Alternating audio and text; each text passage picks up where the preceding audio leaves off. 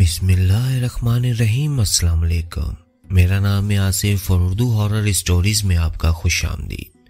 امید کرتا ہوں کہ آپ لوگ خیریت سے ہوں گے۔ دوستو، آج کی یہ اسٹوری بہت ہی خوفناک اور دل دہلا دینے والی ہے۔ یہ میں نے آن لائن پڑھی تھی اور میں جب اس کہانی کو پڑھ رہا تھا تو اس میں ایسا کھویا کہ ختم ہونے کے بعد ہی مجھے ہوش آیا۔ امید کرتا ہوں کہ آپ بھی اس کہانی میں ایسا ہی کھوئیں گے، پر کہانی میں کھونے سے پہلے میرا چینل ضرور سبسکرائب کر لیجئے گا تاکہ آئندہ بھی آپ تک میری آواز پہنچ سکے۔ تو چلیں بنا وقت ضائع کیے آج کی اسٹوری کا آغاز کرتے ہیں۔ وہ خیالوں میں کھوئی گمسم سی اپنی کھڑکی پر کھڑی آسمان کی طرف دیکھ رہی تھی۔ آج تو فضا بھی اداس تھی، شام کے سائے گہرے ہو رہے تھے کہ اچانک اس کی نظر ایک بچے پہ پڑی۔ وہ چونک گئی۔ بچہ؟ شام کے اس پہر قبرستان میں کھیلتا ہوا یہ بچہ؟ وہ خود سے جیسے سوال کر رہی تھی کہ یہ اس کا وہم ہے یا حقیقت۔ اسے اپنی آنکھوں پہ یقین نہیں آ رہا تھا کہ پورے گاؤں میں آج ایک بھی بچہ نہ تھا، پر یہ کون ہے؟ اور شام کے اس پہر بچہ تو کیا کوئی بڑا بھی اس قبرستان کی طرف رخ نہیں کرتا۔ اب تو اس کی حیرانی اور بڑھ گئی جب بچہ دیکھتے ہی دیکھتے غائب ہو چکا تھا۔ رات چھانے لگی تھی اور ٹھنڈ بھی بڑھنے لگی تھی۔ وہ سونے کے لیے بستر پر جا چکی تھی، مگر خیالوں میں گم کہ وہ حقیقت تھی یا وہم، نہ جانے کب اس کی آنکھ لگ گئی۔ اگلی صبح ایک مصروف ترین دن تھا۔ وہ تمام وقت اپنی پیکنگ میں مصروف رہی، کیونکہ جلد ہی وہ لوگ بھی اس گاؤں کو چھوڑ کر باقی لوگوں کی طرح جانے والے تھے۔ اس مصروفیت میں دن ڈھلنے کا پتہ ہی نہ چلا اور شام آ پہنچی۔ وہ پھر سے کھڑکی میں کھڑی اسی طرف دیکھ رہی تھی کہ اسے وہی بچہ دکھائی دیا۔ یہ تو وہی بچہ ہے جسے کل بھی میں نے دیکھا تھا، یعنی میرا یہ وہم نہیں تھا، یہ سچ میں ایک بچہ ہے۔ وہ انہی سوچوں میں گم تھی کہ بچہ پھر اس کی نظروں سے اوجھل ہو گیا۔ اب تو اینا کو یقین آ گیا تھا کہ وہاں ایک بچہ ہے، مگر کون ہے وہ؟ جبکہ سب لوگ گاؤں چھوڑ کر جا چکے ہیں، تو آخر کون ہے یہ بچہ اور شام کو ہی کیوں آتا ہے؟ اینا نے ٹھان لی کہ کل وہ قبرستان ضرور جائے گی اور پتہ لگائے گی کہ اصل میں یہ ماجرا کیا ہے۔ یہ تیسری شام تھی، ان کی تیاری مکمل تھی اور اگلے ہی روز وہ لوگ بھی گاؤں چھوڑ کر جانے والے تھے، مگر روز کی طرح آج اینا کھڑکی پہ نہیں کھڑی تھی، بلکہ ہاتھ میں لالٹین لیے قبرستان کی طرف بڑھ رہی تھی۔ ہر طرف ہو کا عالم تھا، وہ اپنے قدموں کی آہٹ سن سکتی تھی۔ اچانک اسے محسوس ہوا کہ اس کے علاوہ بھی کوئی وہاں موجود ہے۔ اینا نے جو مڑ کے دیکھا تو وہ چونک گئی، حیرانی کی وجہ سے نہیں بلکہ خوف کی وجہ سے۔ ایسا منظر اس کے خیالوں سے نہ گزرا اور نہ ہی کبھی اس نے ایسے منظر کا تصور کیا تھا۔ وہاں ایک نہیں بلکہ بہت سارے بچے تھے۔ یہ سب تو جانے پہچانے چہرے ہیں، مگر یہ تو یوبامی کے قہر کا شکار ہونے والے بچے تھے جن کی لاشیں درخت سے لٹکی پائی گئی تھیں۔ اب وہ سمجھ چکی تھی کہ یہ نہ تو اس کا وہم تھا اور نہ یہ بچے زندہ تھے۔ سب کے سب بچے اینا کو حسرت بھری نگاہ سے دیکھ رہے تھے۔ اینا نے وہاں سے جانے میں ہی عافیت جانی، مگر بہت دیر ہو چکی تھی۔ جو ہی اینا پلٹی کہ گھر کو لوٹ سکے، پلٹنا کیا تھا، قیامت تھی۔ اس کے سامنے وہی بھیانک چہرہ موجود تھا جس کے خوف سے گاؤں خالی ہو چکا تھا۔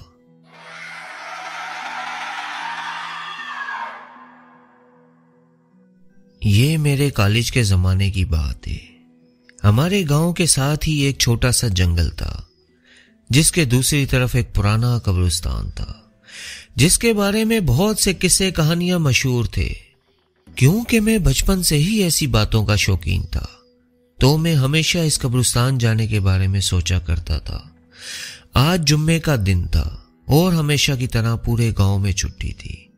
والد صاحب معمول کے مطابق نمبردار صاحب کے ڈیرے پہ جانے لگے تو میں بھی ان کے ساتھ ہو لیا۔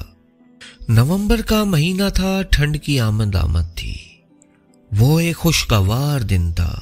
کچھ ہی دیر میں ہم ڈیرے پر پہنچ گئے جہاں نمبردار صاحب کے علاوہ اور بھی گاؤں کے بڑے بڑے بزرگ موجود تھے۔ میں احمد کے ساتھ بیٹھ گیا جو میرا کلاس فیلو بھی تھا اور میرا دوست بھی تھا۔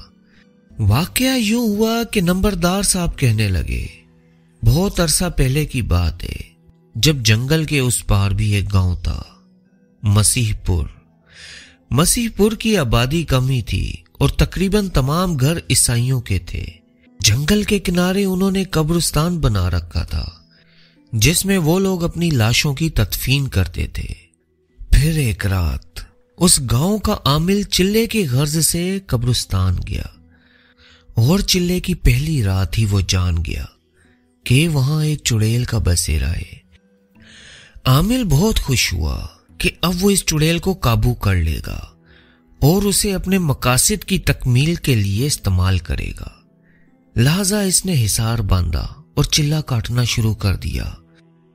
اور دوسری طرف وہ چڑیل جس کا نام یوبامی تھا، جو اپنے بچے کے ساتھ قبرستان میں آباد تھی، وہ جان گئی کہ عامل اسے اپنے قابو میں کرنے کے لیے چلہ کاٹ رہا ہے۔ یوبامی نے عامل کو ڈرا کر بھگانے کی کوششیں شروع کر دیں، مگر عامل اپنا مقصد حاصل کیے بغیر کہاں بھاگنے والا تھا۔ جب یوبامی نے دیکھا کہ بات نہیں بن رہی تو وہ ڈٹ کر عامل کے سامنے آ گئی اور بولی، کیا چاہتے ہو تم اور کیوں مجھے اور میرے بچے کو پریشان کر رہے ہو؟ یہاں سے چلے جاؤ ورنہ انجام کے ذمہ دار تم خود ہوگے۔ یوبامی کے منہ سے جیسے آگ برس رہی تھی۔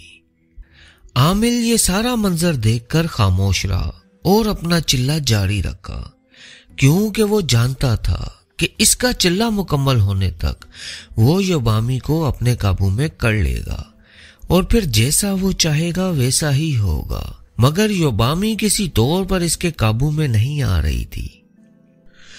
آج چلے کا آخری دن تھا۔ اگر عامل آج ناکام رہا تو یوبامی اسے مار ڈالے گی۔ عامل نے یوبامی کے بچے کو آسان شکار جانا اور اسے اپنے قابو میں کر لیا۔ اب تو یوبامی بے بس تھی۔ عامل نے اسے دھمکایا کہ اگر وہ اس کی بات نہیں مانے گی تو وہ بچے کو قتل کر دے گا۔ اب تو یوبامی کسی طرح اپنے بچے کو بچانا چاہتی تھی، مگر وہ کسی بھی صورت میں خود کو عامل کے حوالے کرنے کو تیار نہ تھی۔ جب عامل نے دیکھا کہ اس کی بات کسی طور پر نہیں بن رہی تو اس نے یوبامی کے بچے کو قتل کر دیا۔ یوبامی جیسے پاگل ہو گئی۔ اس رات دل دہلا دینے والی چیخوں کی آوازیں پورے گاؤں نے سنی، مگر کسی میں ہمت نہ ہوئی کہ معلوم کر پائے کہ کون چیخ رہا ہے۔ عامل یوبامی کو اس قدر غصے میں دیکھ کر گھبرا گیا اور بھاگنے کے لیے حصار سے باہر نکل آیا۔ پھر کیا تھا، یوبامی نے اسے مار ڈالا۔ اگلے روز عامل کی لاش ایک درخت پر لٹکی ہوئی پائی گئی۔ خون کے قطرے ابھی تک ٹپک رہے تھے اور خونخوار کوے نوچ نوچ کر اس کا گوشت کھا رہے تھے۔ خیر گاؤں میں جنگل کی آگ کی طرح یہ بات پھیل گئی۔ ہر کوئی سہم گیا۔ اس کے بعد کسی نے قبرستان کا رخ نہ کیا، مگر رونے کی وہ آوازیں ہر رات قبرستان سے آتی اور پورے گاؤں میں خوف کی لہر پھیل جاتی۔ 40 روز گزر چکے تھے۔ اب تو یہ معمول بن چکا تھا۔ گاؤں والے شام سے پہلے گھروں کو لوٹ جاتے اور کوئی بھی باہر نکلنے کی جرت نہ کرتا۔ ہر رات وہی چیخیں، وہی رونے کی آوازیں، اور دن میں ان خونخوار کووں کا جھنڈ جو پہلے تو گاؤں میں کبھی دکھائی نہیں دیا تھا۔ لوگ بھی پریشان تھے اور انہیں یقین ہو گیا تھا کہ ضرور عامل کی کسی غلطی کی وجہ سے یہ سب ہوا ہے۔ آج 41واں روز تھا۔ सब अपने अपने मामूल के मुताबिक काम काज में मसरूफ थे कि आसमान पर काली घटाएं छाने लगीं और देखते ही देखते आसमान स्याह बादलों से ढक गया। हर तरफ अंधेरा छा गया। कोई भी समझ नहीं पा रहा था कि आखिर हो क्या रहा है। फिर तेज हवा का भगोला उठा और आसमान पे कौवों का झुंड शोर मचाने लगा। शोर इस कदर था कि कुछ भी सुन पाना मुमकिन न था। लोग घबरा गए, मगर ये सब थोड़ी देर में ही खत्म हो गया। हर कोई परेशान था और जानने की कोशिश कर रहा था कि ये सब क्या हुआ है। और इतने में शोर मच गया। हैरी 9 साल का बच्चा जो इस सब के दौरान घर की छत पर खेल रहा था, वो गायब हो चुका था। अब तो गांव वालों की परेशानी की इंतहा न रही। सब अपने अपने काम काज छोड़कर हैरी को ढूंढने लगे, मगर इसका कुछ पता न चला। शाम हो गई। सब अपने अपने घरों को लौट चुके थे। रात का वही तीसरा पहर और सबको चीखों का इंतजार था, मगर इस रात मंजर बदल गया। चीखों के बजाय कहके फिजाओं में बुलंद हो रहे थे और वही कौवों का शोर लग रहा था कि गोया आज कोई जश्न मना रहा हो। सुबह हुई तो सब गांव वाले मिलकर कब्रिस्तान की तरफ बढ़े और इनकी नजरें देखकर खुली की खुली रह गईं। हैरी जो कि 1 रोज पहले ही गायब हुआ था, आज इसकी लाश इसी दरख्त से उल्टी लटकी हुई थी। खून इसके जिस्म से टपक रहा था और चेहरे और जिस्म पर बुरी तरह नोचने के निशान थे और कौवे इस बेचारे का गोश्त खा रहे थे। ये मंजर देखना था कि हर शख्स के पांव तले जमीन निकल गई। सब वहां से भाग खड़े हुए और इस रोज ना कोई घर से निकला, ना किसी ने चर्च जाके सबको बताने की हिम्मत की। और रात के वक्त ना तो चीखों की आवाजें आई और ना ही कौवों का शोर। लोग मुतमईन हो गए कि अब मामला खत्म हो गया है। आज एक नई सुबह थी, दिन खुशगवार था और सब इस बात पे मुतमईन भी दिखाई दे रहे थे कि मजीद कुछ ऐसा नहीं होगा। कुछ दिन इसी तरह गुजर गए। जिंदगी मामूल पे आ चुकी थी। आज 7वां दिन था। सब मामूल के मुताबिक था कि अचानक वही काली घटाएं उठी और देखते ही देखते आसमान काले बादलों से ढक गया। वही आंधी, वही शोर, ये सब कुछ उन लोगों के लिए अनजान न था। हर तरफ भगदड़ मच गई। ना कुछ नजर आ रहा था और ना ही सुनाई दे रहा था।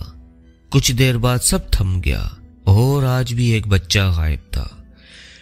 किसी में भी हिम्मत ना थी कि कब्रिस्तान जाके बच्चा तलाश करे।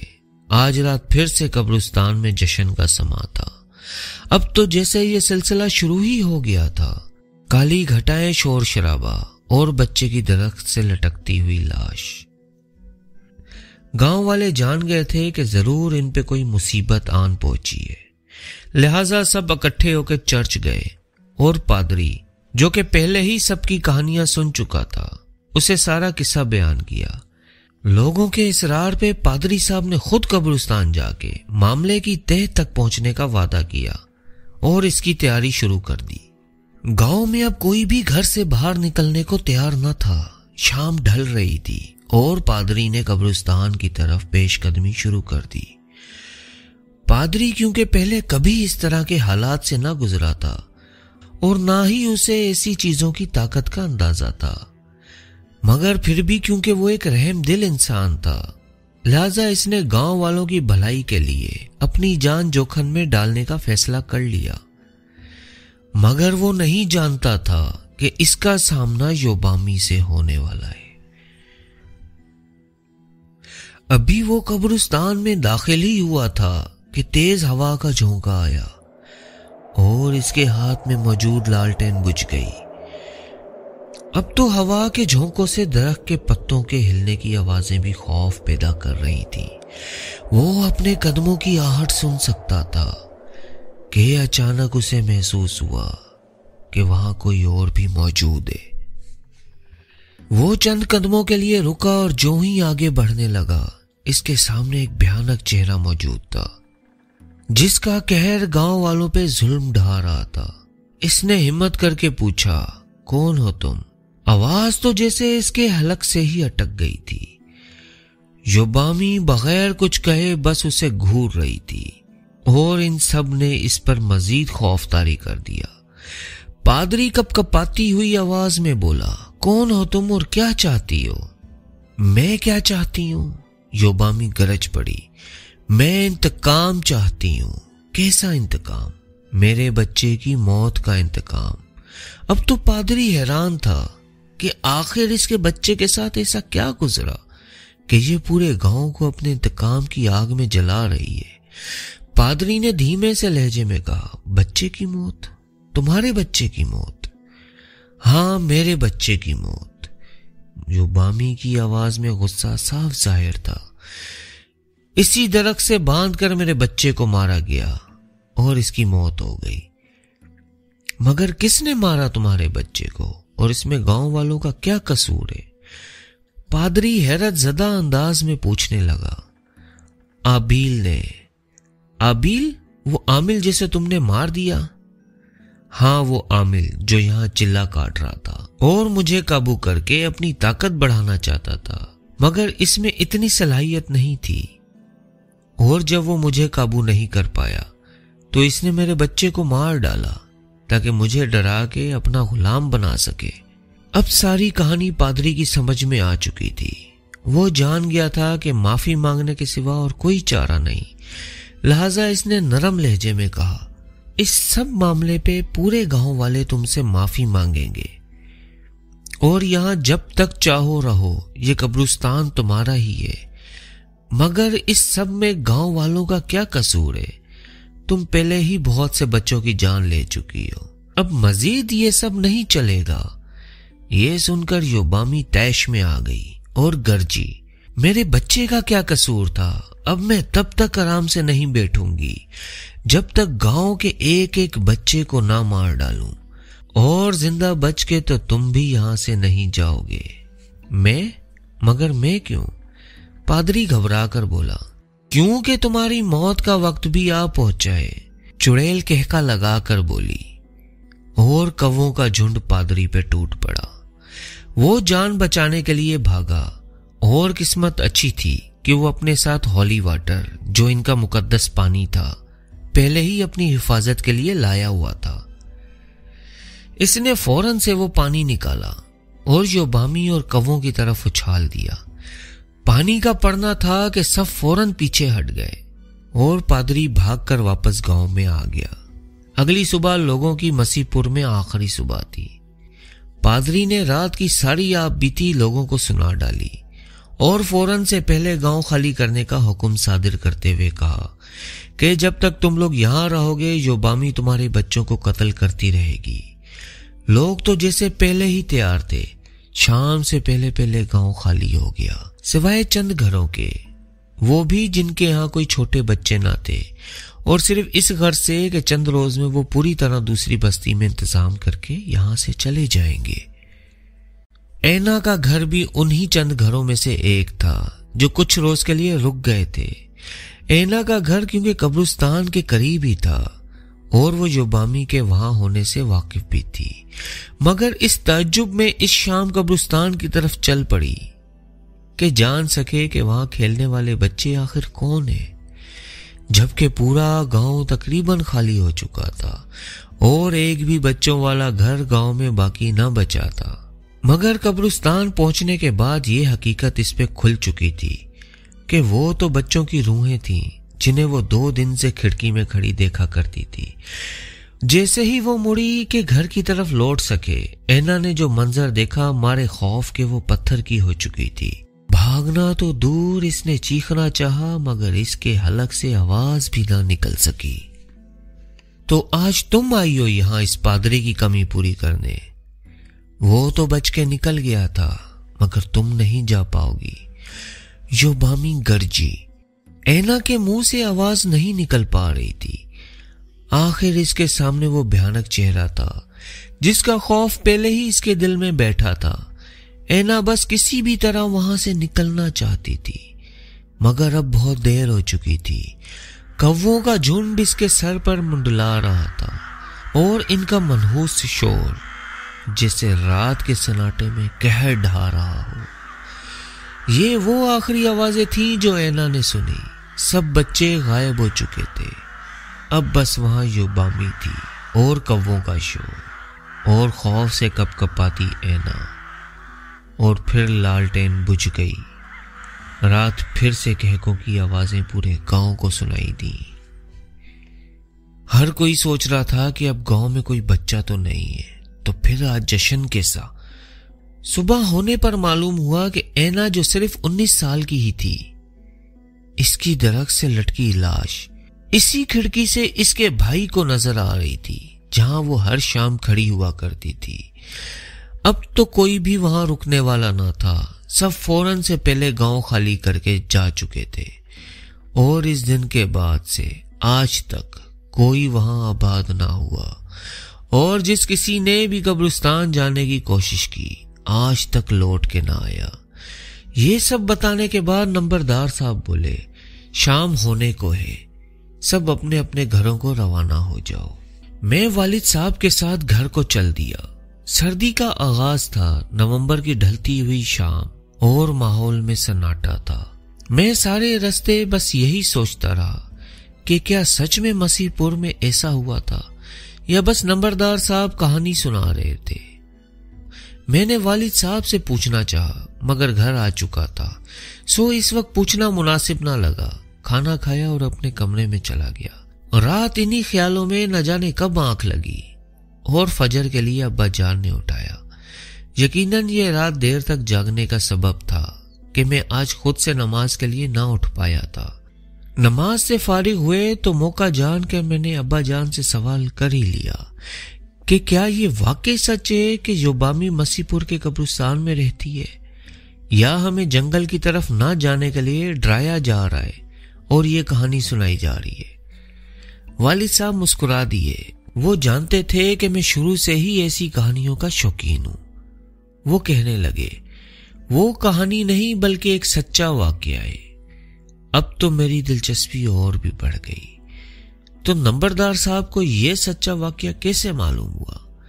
میرے سوال کے جواب میں ابا جان نے بتایا کہ نمبردار صاحب کے دادا مرحوم جو اس وقت بھی گاؤں میں رہتے تھے، اینا کے والد ان کے دوست تھے، اور اینا کی یوبامی کے ہاتھوں موت کا قصہ انہوں نے ہی سنایا تھا، اور بتایا کہ مسیح پور کس طرح یوبامی کے غضب کا شکار ہوا، اور ایک عامل کی غلطی نے ہنستا بستا گاؤں اجاڑ دیا۔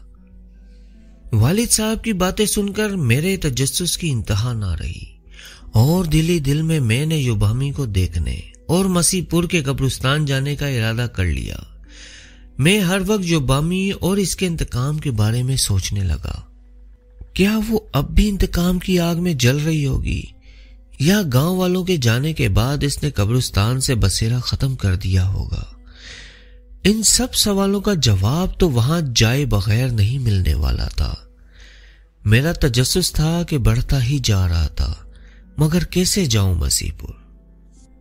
ابا جان کبھی بھی جانے کی اجازت نہیں دیں گے، اور اکیلے جانے کی تو کبھی بھی نہیں۔ جاؤں تو کس کے ساتھ؟ کون ہوگا جو خود سے ایسے قبرستان میں جانا چاہے گا جہاں سے لوٹ کر کوئی نہیں آیا؟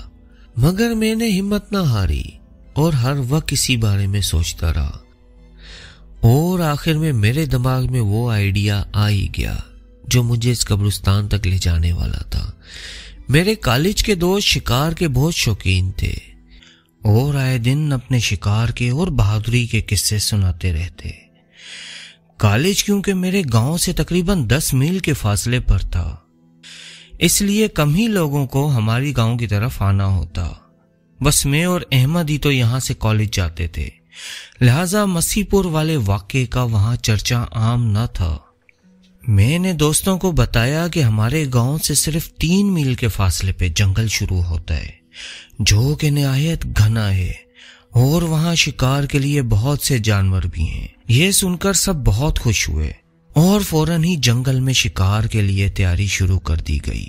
میری تو جیسے خوشی کی انتہا نہ رہی۔ اب تو مجھے اپنا یوبامی کو دیکھنے کا خواب سچ نظر آ رہا تھا۔ آج اتوار کا دن تھا، اور ہمارے طے کردہ منصوبے کے مطابق تمام دوست میری طرف پہنچنے والے تھے۔ صبح کے 7 بج چکے تھے۔ میں اور احمد بڑی بے صبری سے باقی لوگوں کا انتظار کر رہے تھے۔ یوں تو ابا جان شکار پہ جانے کے حق میں نہ تھے، اور وہ بھی جنگل میں دوستوں کے ساتھ جانا۔ شروع میں تو انہوں نے انکار کر دیا، مگر میرے اصرار اور احمد کی گزارش پہ آخر مجھے جانے کی اجازت دے ہی دی۔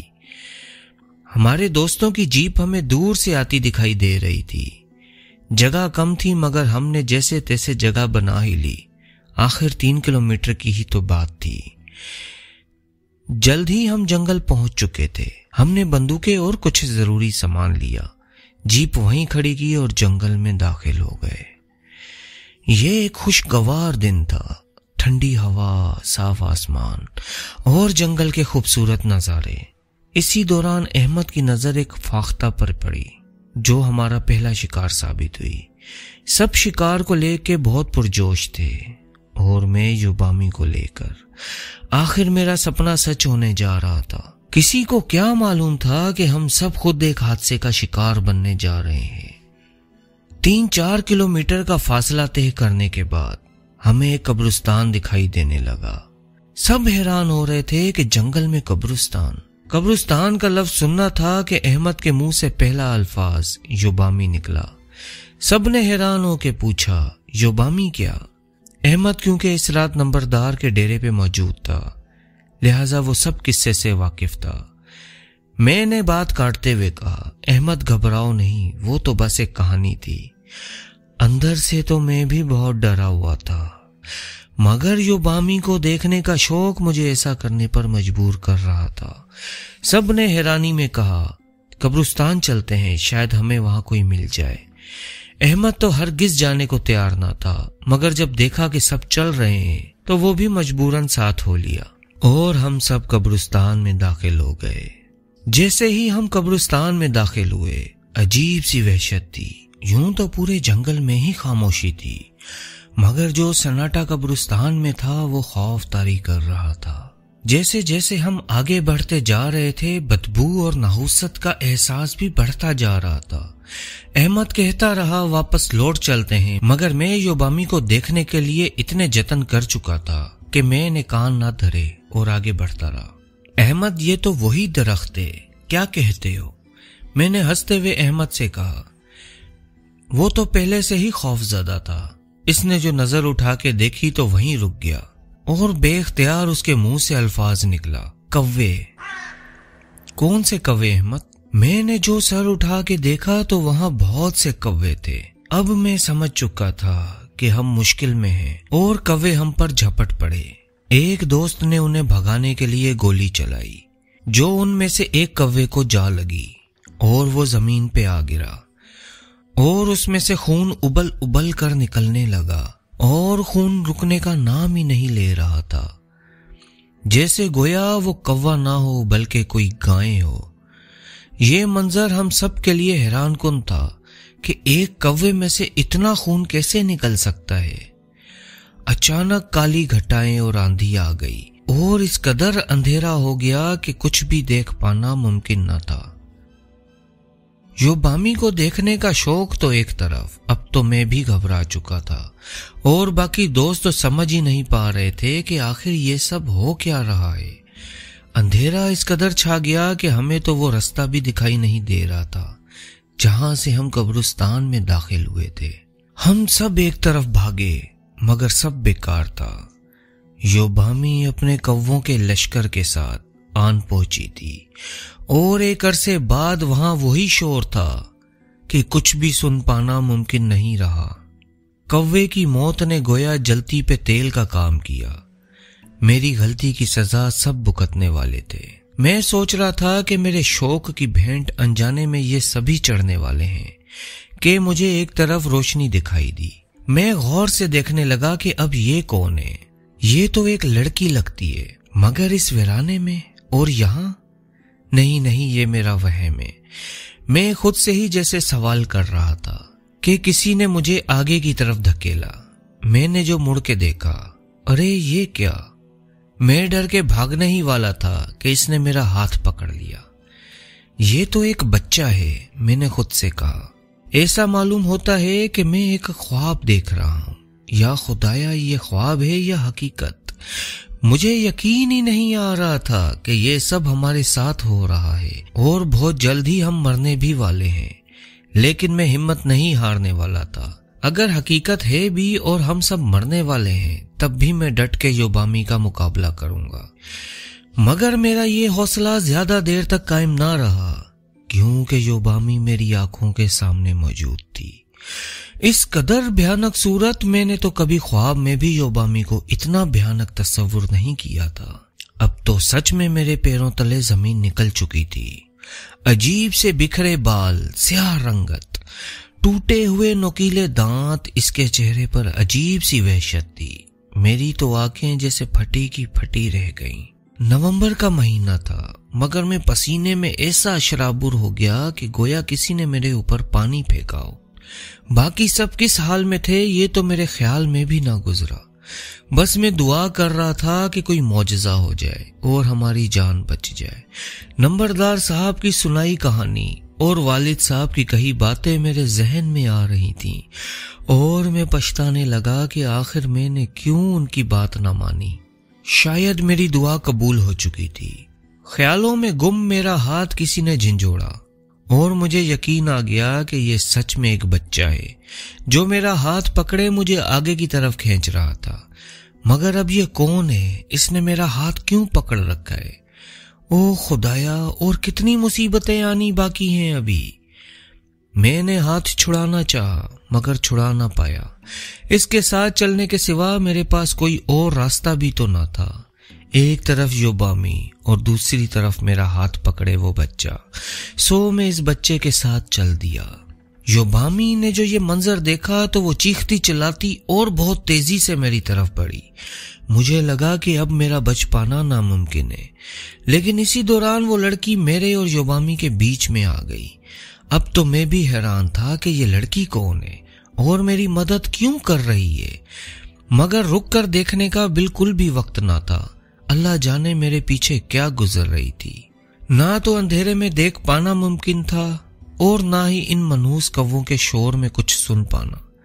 میں جیسے ہی تھوڑا اور آگے بڑھا تو دیکھا احمد اور باقی دوست پہلے ہی آگے بڑھ رہے تھے اور ان سب کے ہاتھ بھی بچوں نے تھام رکھے تھے۔ اب میں سمجھ گیا کہ یہ تو وہی بچے تھے جن کے بارے میں نمبردار صاحب نے بتایا تھا، اور یقیناً وہ لڑکی اینا کی روح تھی۔ مگر یہ ہماری مدد کیوں کر رہے ہیں اور یہ بچے ہمیں کیسے بچائیں گے یابومی سے؟ یہ تو خود اس کے شکار ہو چکے ہیں۔ پھولی سانسوں کے ساتھ میں آگے بڑھ رہا تھا اور یہ سب خیال مسلسل میرے ذہن کی دیواروں سے ٹکرا رہے تھے۔ میں ہمت ہار چکا تھا، خود کو حوصلہ دینے کی بہت کوشش کی، مگر میری آنکھوں کے آگے اندھیرا چھانے لگا۔ قریب تھا کہ میں بے ہوش ہو کر گر ہی جاتا، مگر اچانک سے جو سامنے نظر پڑی تو مجھے روشنی دکھائی دینے لگی۔ مجھے یقین نہیں آ رہا تھا، یوں تو قبرستان سے جنگل کا رستہ زیادہ نہ تھا، مگر جو ہم پہ بیت رہی تھی ہر لمحہ ایسا تھا کہ شاید یہ ہمارا آخری لمحہ ہو۔ سورج کی کرنیں دیکھ کر امید بندھی اور میں نے اپنی رفتار تیز کر دی۔ بس تھوڑا اور، تھوڑا سا اور، میں جلد ہی پہنچ جاؤں گا، اس طرح کی امیدیں میں خود کو دے رہا تھا۔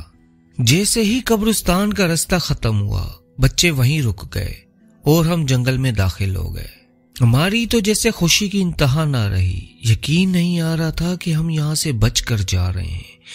میں نے مڑ کے جو دیکھا تو سب بچے ہماری طرف دیکھ رہے تھے، ان کی نظروں میں ہمارے لیے پیار تھا۔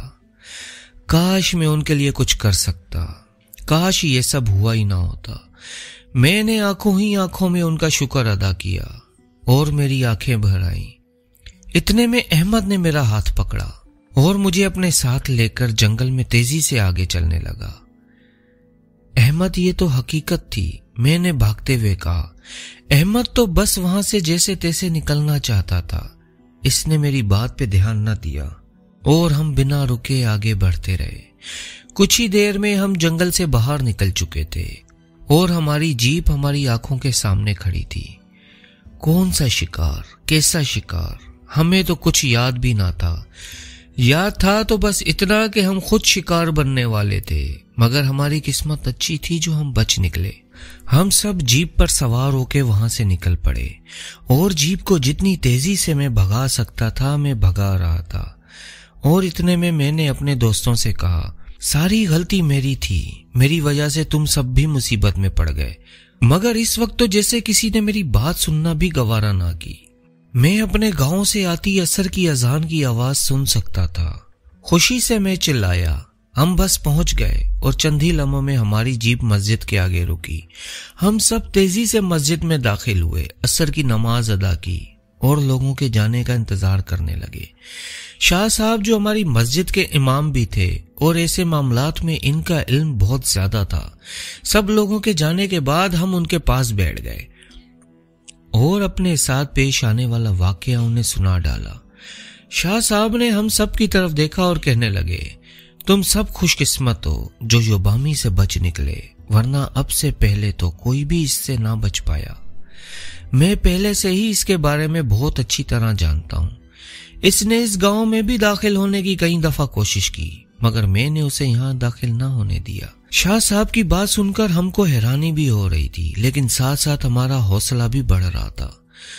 میں نے حیرانی سے امام صاحب سے پوچھا آپ نے پہلے کبھی اس بات کا ذکر گاؤں والوں سے کیوں نہیں کیا؟ امام صاحب بولے اگر میں بتاتا تو گاؤں میں خوف و ہراس پھیل جاتا اور لوگ اس کے ڈر سے یہ گاؤں بھی خالی کر کے چلے جاتے، اور میں جب تک زندہ ہوں ہرگز ایسا نہیں ہونے دوں گا۔ تم لوگ گھر جاؤ اور آج جو تمہارے ساتھ ہوا اس کا ذکر کسی سے مت کرنا، جو ہوا سو ہوا، میں سنبھال لوں گا۔ ہم سب گھر آ گئے اور اس بات کا ذکر ہم نے گھر میں کسی سے بھی نہیں کیا۔ اس بات کو کئی سال گزر چکے ہیں، پر آج بھی جب ہم اس واقعے کا سوچتے ہیں تو ہماری روح کانپ جاتی ہے۔ تو دوستو کیسی لگی یہ آج کی سٹوری؟ کمنٹ کر کے ضرور بتائیے گا، ویڈیو کو لائک کیجیے گا، چینل کو سبسکرائب کیجیے گا۔ پھر انشاءاللہ ملیں گے ایک نئی کہانی، ایک نئے قصے، ایک نئے واقعے کے ساتھ۔ تب تک کے لیے مجھے اجازت دیجیے، بہت ساری دعاؤں کے ساتھ۔ اللہ حافظ۔